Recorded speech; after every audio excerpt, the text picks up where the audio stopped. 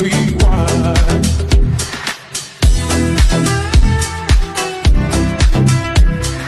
Imagine living in a world of magic and being able to fight with a weapon created by your own soul. But you feel like you're the one who doesn't fit in because you don't possess the same magic powers as everyone else. However, you are still the best swordsman that anyone's ever seen. The story begins with our main protagonist, Ikki Kurogane, who is a student at a school for people who are born with magic. And he starts narrating about his life at school. He explains that when you're born, you're either gifted or ungifted, and those who are gifted are raised up in the pecking order of life, a place that the ungifted feel like they would never get to reach. Although Ikki is a popular student, he is still looked down upon by all the other students for not possessing the same kind of magic powers like everyone else. We see Ikki summon his sword, and begins to explain that those who are known as blazers can forge a weapon made from their soul and use it to wield extraordinary power. And the blazers who are approved by the international organization are known as magic knights, which Ikki aspires to become one day. After some sword training, he returns to his dorm, where he accidentally saw a girl changing called Stella, and she also turns out to be a princess of another country. Before she even said anything, he quickly showed her his six-pack to make it fair. However, Ikki's actions angered Stella and she begins to rage and calls him all types of names. But he instantly apologizes and said he couldn't look away as she was too beautiful. After he confesses, she calms down and immediately regains her composure. After, the school's director came in and told Stella there's not another F-rated student in the school for Ikki to partner up with, as he's so weak, so instead she has to be roommates with Ikki. Ikki is shocked that a princess is going to be his new roommate, and asks the headmistress how it's even possible for the lowest ranked student to be partnered with a top ranked student. This then makes Stella even more mad, and protested to the head teacher for a different roommate, as she wants to be the main owner of the room. So the headmistress then proposed they have a duel, and the winner will become the owner of the room, and the loser will also have to obey the victor's words for the rest of their life. The other students hear about the duel match as the news starts to spread throughout the whole school, so everyone heads over to the training arena to witness the lowest ranked student go against the highest rank. Before they start, the headmistress explains the rules of the duel and the match begins. Ikki summons his sword and gets ready for combat,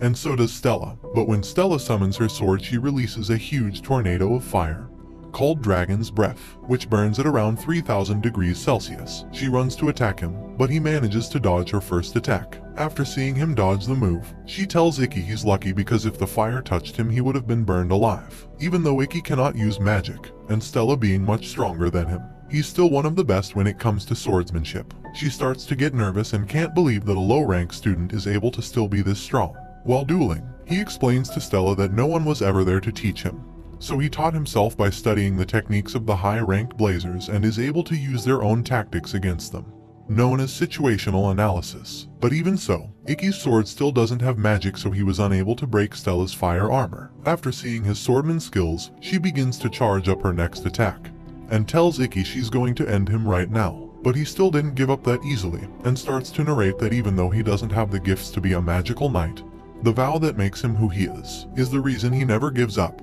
and still believes in the weakest beating the strongest, and he somehow starts to move at the speed of light, dodging all the moves made by Stella, and ends up winning the duel using his final attack. This shocks all the other students. However, after doing this move, his body would fall to the ground in a state of exhaustion, since he can only use the skill once a day. Later on, Stella is recovering from the duel match and she's visited by the school's head teacher, and Stella tells the teacher that she had forgotten what it feels like to lose a match as it's been that long since she's lost. She asks the teacher to tell her the truth about Ikki and why he was so strong in the fight but is still considered a rank F student. So she tells her that all blazers are ranked by their magical abilities and not by their combat skills, swordplay or physical prowess, and due to this, they can't get the exact evaluation on Ikki's strength. So even though Ikki's known to have incredible swordsmanship, he is still ranked the lowest at the school. Stella goes to visit Ikki while he was recovering from the match, and after they agree to get along more and become friends. The next day, they decide to train together and Stella notices that Ikki is a lot happier than normal, and asks him why, to which he replies, saying it's because his sister will be starting her first day of school here and he hasn't seen her for many years. Later on, they head to class where the new teacher introduces herself as Yuri. She tells everyone about the upcoming event called the 7-Star Sword Art Festival, where 6 people with the strongest abilities will be chosen to represent the school. During break time, a girl ran up to Ikki and told him she's his biggest fan, Stella asks him who she is, and he replies saying he doesn't have a clue who she is. But she introduces herself as Kagami, and said that she saw him fight in the duel against the princess. This made Stella unhappy and she storms off. Ikki quickly ran after Stella, and there he's greeted by his long-lost sister, called Shizuku, and before he could even react, she suddenly kisses him and told him that this is the way foreigners greet their loved ones. All the students are surprised, and this also made Stella jealous, so she begins to argue with Shizuku over Ikki. Shizuku asks her what kind of relationship they have, but after arguing, Stella accidentally told everyone that Ikki is her master, and she is his servant. This caused everyone around them to misunderstand the direction of their perversion. This makes Shizuku draw for her sword and they both begin to duel each other. After the school punishes them both for having an argument like this on the school grounds. But during their time spent in detention they begin to argue once again. Then Stella tells her she doesn't understand why she's so obsessed with her own brother, to which Shizuku replies saying she could never understand, and accidentally tells Stella about Ikki's past, and how his whole family treated Ikki like he never even existed. She then leaves and visits her new dorm to be greeted by her new partner called Alice. After hearing what Shizuku just said about Ikki, Stella then went to ask Ikki if his family ever treated him like he never existed. He is surprised she said this, and then admits he was looked down upon by the rest of his family, and then tells her a story about his past. He asks Stella if she knew about the legendary samurai known as Ikki Kurogane, his grandfather. She replies saying she knows who it is, as he was the hero who led Japan in the last World War. He told her that he is the man he aspires to be. He then goes on to tell her about his family, which are known to produce only the best blazers in history. But when he was born they found out that Ikki wasn't able to use magic, unlike the rest of the family members who are extremely gifted. Due to this he was abandoned by his entire family and treated like he was invisible. So one day he decided to run away from home, and started walking until he got caught in a snowstorm in the mountains. He was completely hopeless and lost and thought he was going to die. But his grandfather appeared and was there to save him. He knew Ikki was unable to use magic, so instead he trained him the ways of being a samurai, and the art of swordsmanship, and ever since then he promised to himself that he would become a strong person just like his grandfather. However, the Kurogane family still never acknowledges his strength, and even pressured the school to prevent him from graduating. The next day, Ikki and Stella practice their combat skills by doing some sword training, just like the rest of the school, until they are greeted by Shizuku and her new roommate. They all decide to go shopping at the mall district. They don't really get along well and hardly talk, but then they all went to a restaurant to get some food. While in the restaurant, both Ikki and Alice went to the restroom to wash their hands. Suddenly a group of terrorists appear, and they hear some people in the restroom and begin to attack them.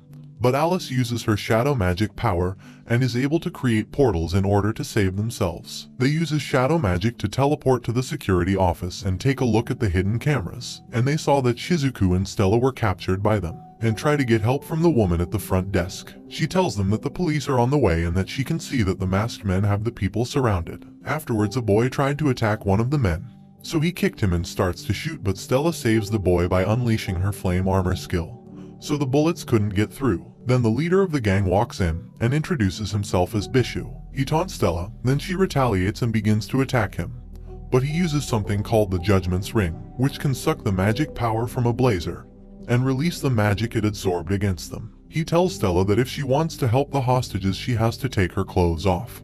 She starts to do it, but Ikki sees this and can't stand what Bishu's making her do, and went to try and save her. But Alice stopped him from intervening by using a magic power called Shadow Bind.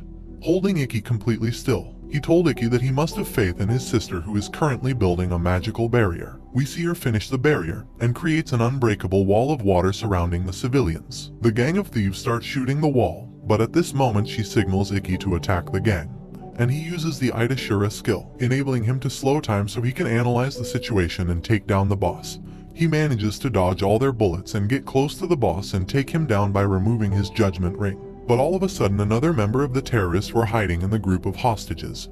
But before she could react, a student used his invisible skill and easily knocked her down. His name is Kirihara, and is a blazer represented by the school who competed in the 7-Star Sword Art Festival last year. He'll also be Ikki's opponent in the next qualifying match. The first day of the festival begins, and Ikki is seen watching a recording of Kirihara and studying his ways of fighting. Stella saw him watching the clips and told him that his ability called Area Invisible allows him to completely hide everything, including his appearance, sense of smell, and any noise he makes. But Ikki told Stella that everything will be okay, and that he will make sure to find a way on how to defeat him. Later on, Ikki saw Alice while he was out for a run, and Alice asked him if he knew who Kurogane is, and Ikki replies, telling him a story about Kurogane and how Ikki's family were close with the previous director of the school. Due to this, his own family tried to get Ikki removed from the school, as they didn't want to be embarrassed by the reputation Ikki would bring them for being a member of the Kurogane family without having any magic. To try and get him expelled, they used Kurogane to bully Ikki and try to get him to act out so he would get expelled from the school.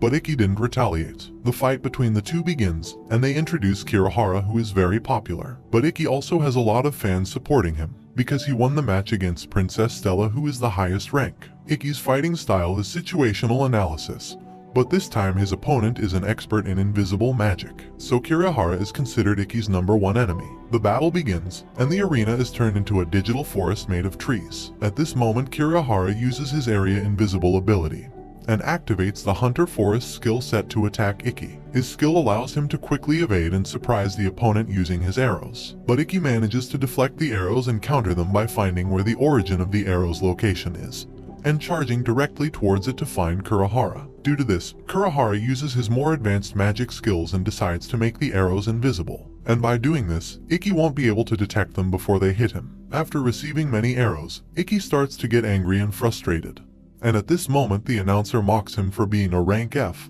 and the other students start laughing and begin shouting that he will never win the 7-star tournament. But Stella remembers what Ikki said about promising to find a way to defeat him, but he takes too many arrows and falls down to the ground. Everyone laughs and cheers on Kurogane, and they call Ikki the worst one over and over again. Stella yells at the crowd and tells them that he is still as great as his opponent, and begs Ikki not to give up and show everyone his true abilities. After hearing her scream out to continue, he thanks her for the motivation and then proceeds to remember the speed and the sequence of Kurogane's shots, and calculates the timing it takes for them to reach him.